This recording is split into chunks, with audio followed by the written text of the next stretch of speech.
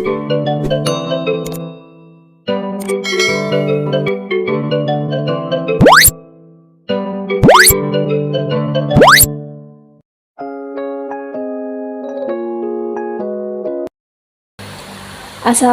warahmatullahi wabarakatuh. Hai teman-teman semua, kembali lagi di channel YouTube-nya aku Nurikma Kamila. Apa kabar kalian semua hari ini? Semoga kalian selalu sehat dan juga selalu tetap semangat ya. Di video kali ini aku mau sharing ke kalian tentang pengalaman aku yang berkali-kali gagal dalam MCU atau medical check up. Untuk alasannya apa, sebabnya apa, nanti aku bakal jelasin lengkap dalam video ini ya. Sebelum lanjut ke pembahasannya, di sini aku mau ngucapin terima kasih banyak ke kalian yang udah ngerespon video yang aku share ini dengan respon yang positif. Udah bantu aku untuk mengembangkan channel YouTube aku juga, udah bantu subscribe, like videonya juga, dan juga komen di video aku. Intinya aku mau berterima kasih banyak ke kalian semua ya. Ya udah, langsung aja kita lanjut ke pembahasannya. Buat kalian yang udah ngikutin video aku dari lama, di video aku yang lalu itu kan aku pernah menjelaskan proses atau tahapan aku tes untuk PT Epson dan keputusannya bahwa aku itu gagal dalam tahapan medical check up ya. Di situ juga aku menjelaskan bahwa aku itu gagal karena riwayatnya itu aku anemia. Gagal itu karena anemia ya. Tapi aku lupa nih bahwa selain anemia itu, aku juga dikasih tahu gitu ya, bahwa ada skoliosis. Pada saat itu aku tuh nggak tahu skoliosis itu apa gitu. Jadi ya udah, yang aku simpulkan bahwa dalam proses tahapan PT Epson itu aku gagal MCU-nya itu karena anemia aja gitu, yang berpengaruh besar kenapa aku gagal MCU itu karena anemia. Aku itu nggak mikirin si skoliosis ini gitu, karena aku nggak tahu skoliosis itu apa, dan juga pada saat itu aku itu nggak mau nyari tahu gitu ya. Menurut aku ya udahlah, udah gagal gitu ya, gimana lagi. Jadi ya udah, selesai tuh masalah yang gagal di PT Epson. Tapi aku tuh nggak nyerah ya gitu, aku nggak takut. Biasanya kan ada ya sebagian orang yang kalau udah gagal dalam medical check up itu, dia itu takut gitu nyari perusahaan yang ada medical check upnya.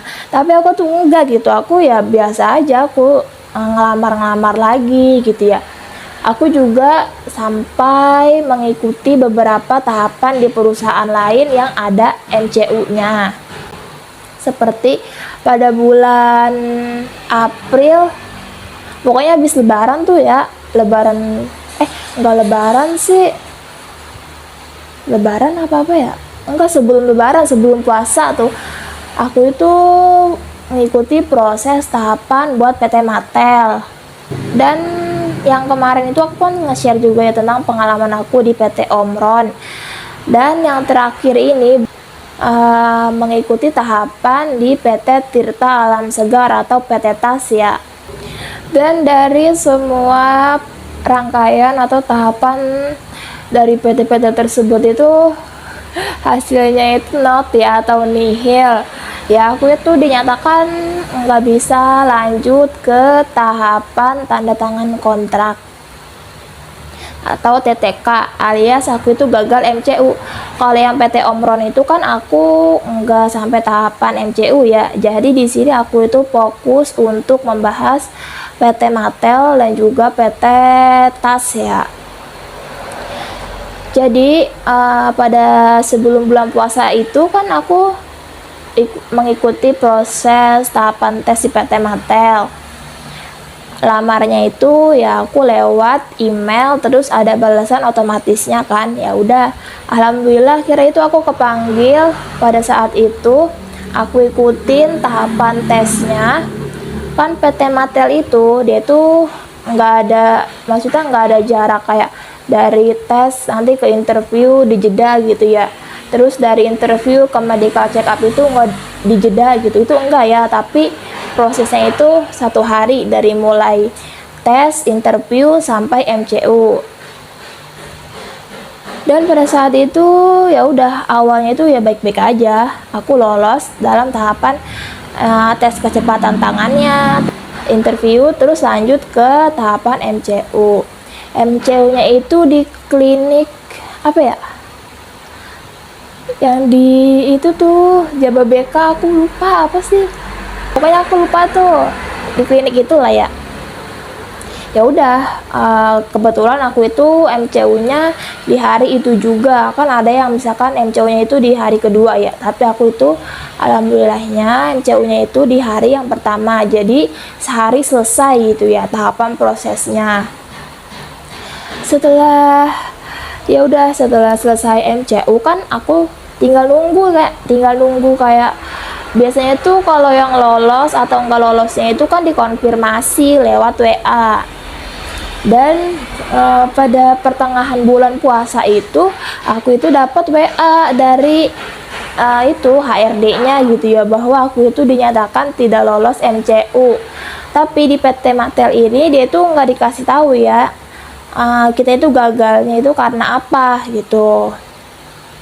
Jadi aku nggak tahu apakah aku masih dinyatakan masih ada nih riwayat anemianya gitu ya, atau apa gitu, aku nggak tahu. Ya nyesek sih ya, dua kali gagal dalam medical check up. Tapi aku nggak nyerah nih, terus aku ya lanjut lagi, cari lagi lah perusahaan yang lain gitu, PT-PT yang lain. Dan lagi-lagi aku itu nggak mempermasalahkan ada MCU-nya atau enggak gitu ya. Yang penting lolos dalam proses tahapan psikotesnya aja udah senang gitu ya. Jadi nggak mikirin lah, nggak milih-milih PT yang ada MCU-nya atau enggak gitu. Intinya ya udah jalanin aja, selagi kita dipanggil kita ikutin deh prosesnya ya. Jadi aku waktu itu lanjut atau ngelamar lagi. Kebetulan waktu itu ngelamar atau aku tuh ikut BKK untuk PT Tirta Alam Segar atau PT TAS ya.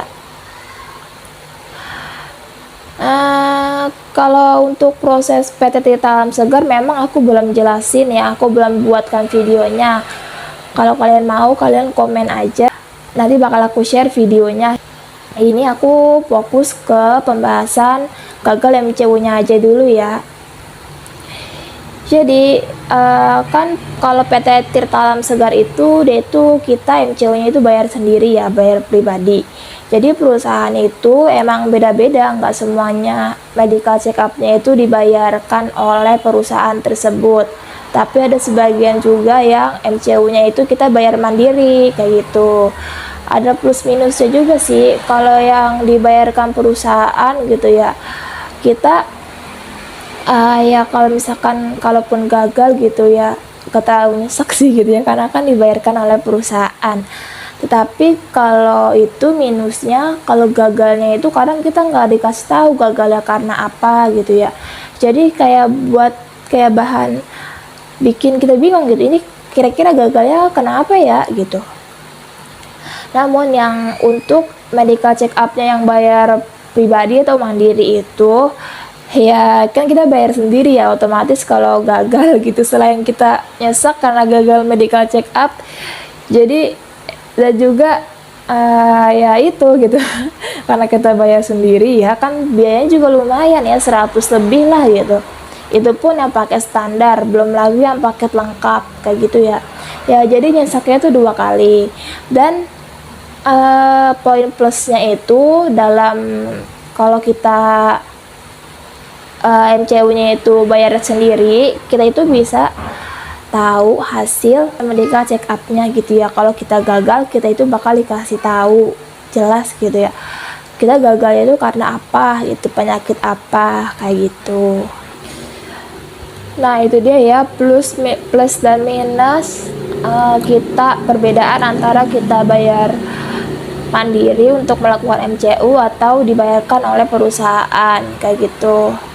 Jadi aku itu terakhir proses buat PT Tirta Alam Segar itu kalau nggak salah pada bulan Mei sampai Juni ya.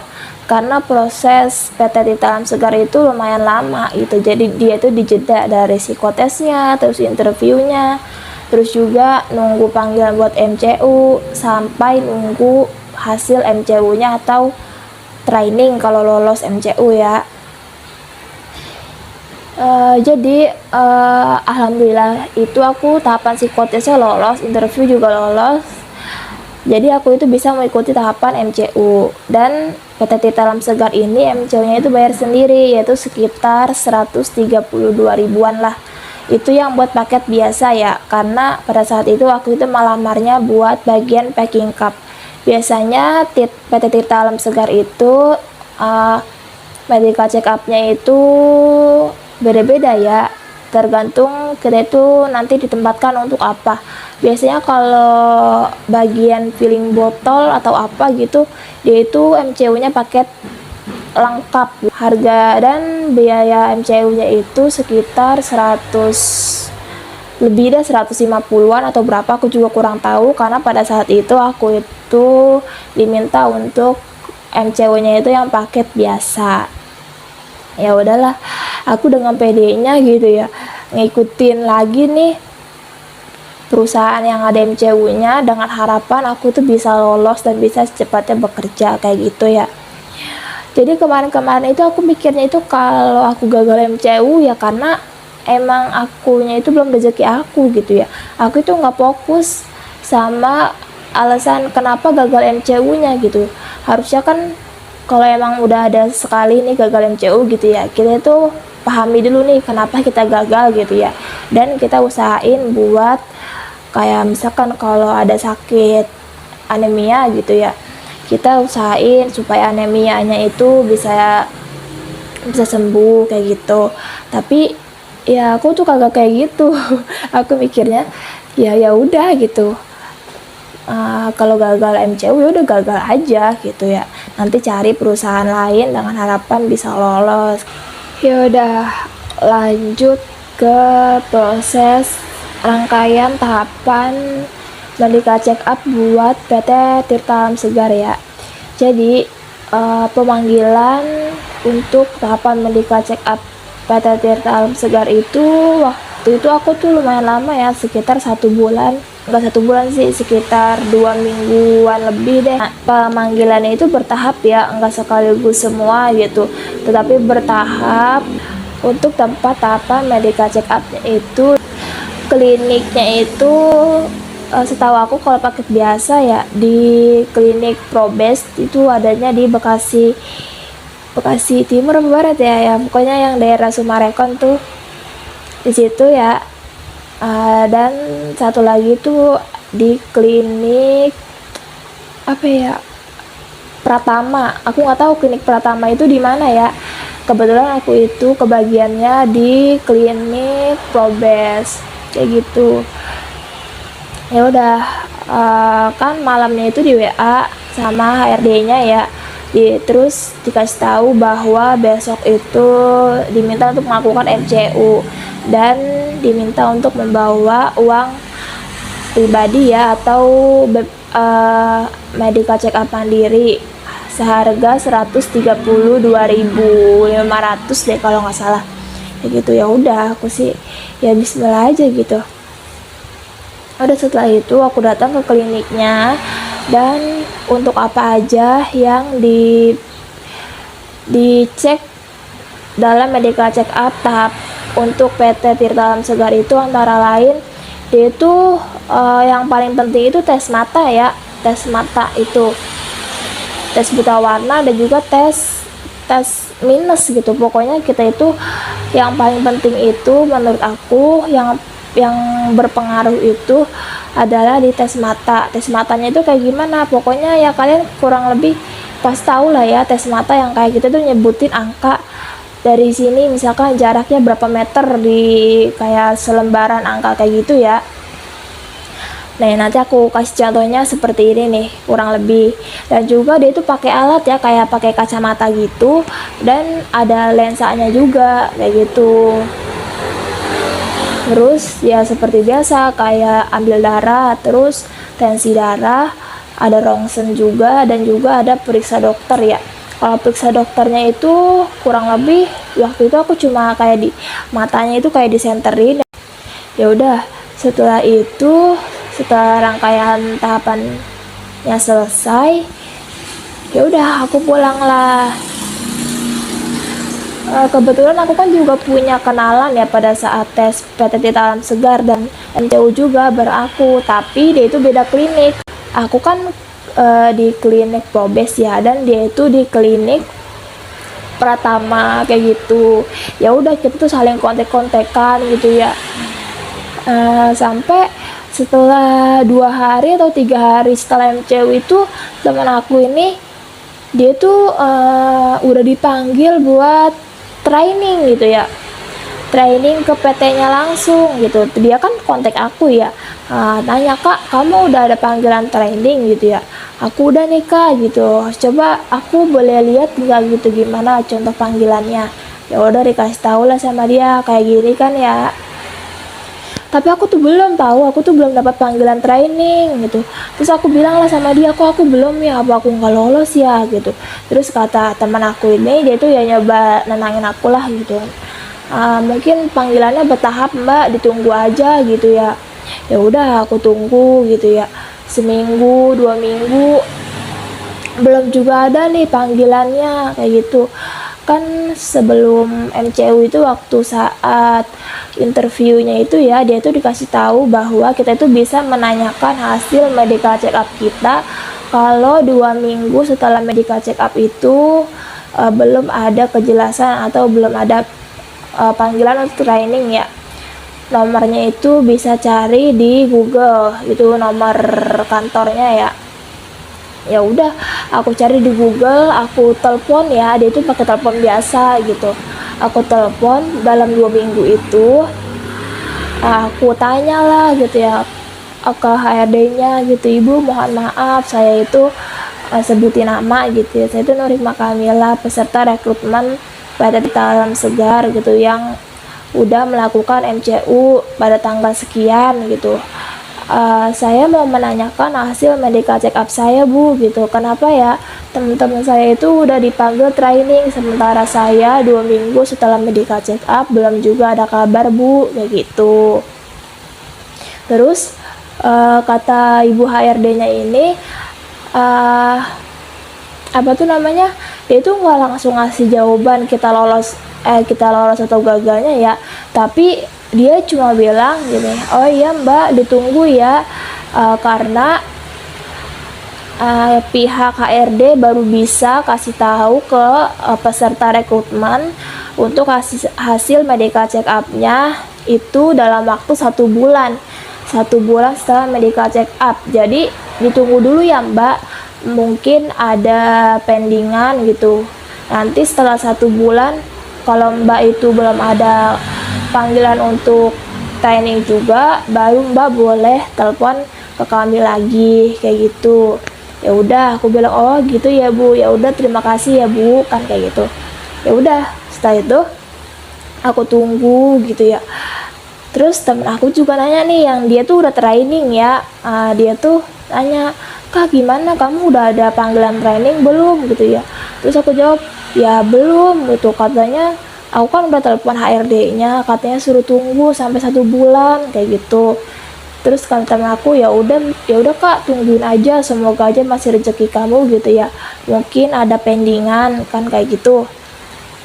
Ya udah, aku tunggu. Setelah 1 bulan tuh belum juga ada kabar gitu, aku tuh belum dipanggil buat training. Ya udah, sampai di situ aku udah kayak pasrah gitu ya, udah nebak nih, oh pasti aku nih gagal MCU lagi nih kayak gitu ya.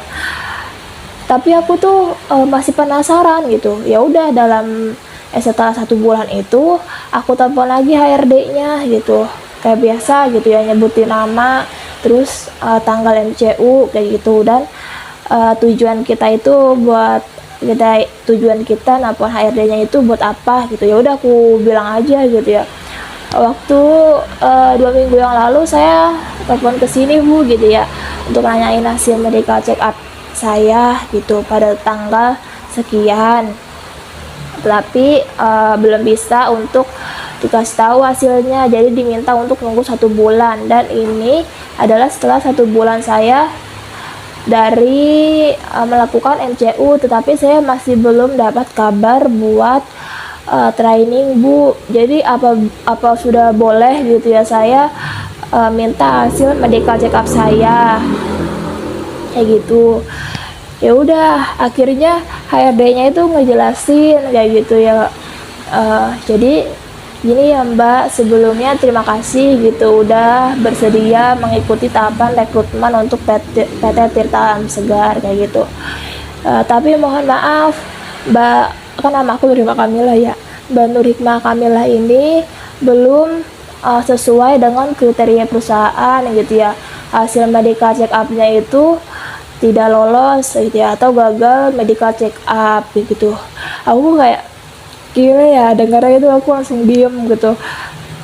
Iya apa sih gitu ya, kenapa gitu gagal lagi kayak gitu. Ini tuh udah ketiga kali gitu ya. Dalam hati ini sih aku nggak ngomong ke HRD-nya ya kali gitu, ngomong ke HRD-nya kayak gitu. Tapi ya udah Bu gitu, saya gagal medical check up Bu gitu. Kalau boleh tahu kenapa ya Bu gagalnya gitu, langsung dikasih tahu. Jadi Mbak itu di sini keterangannya itu ada skoliosis torakal kayak gitu.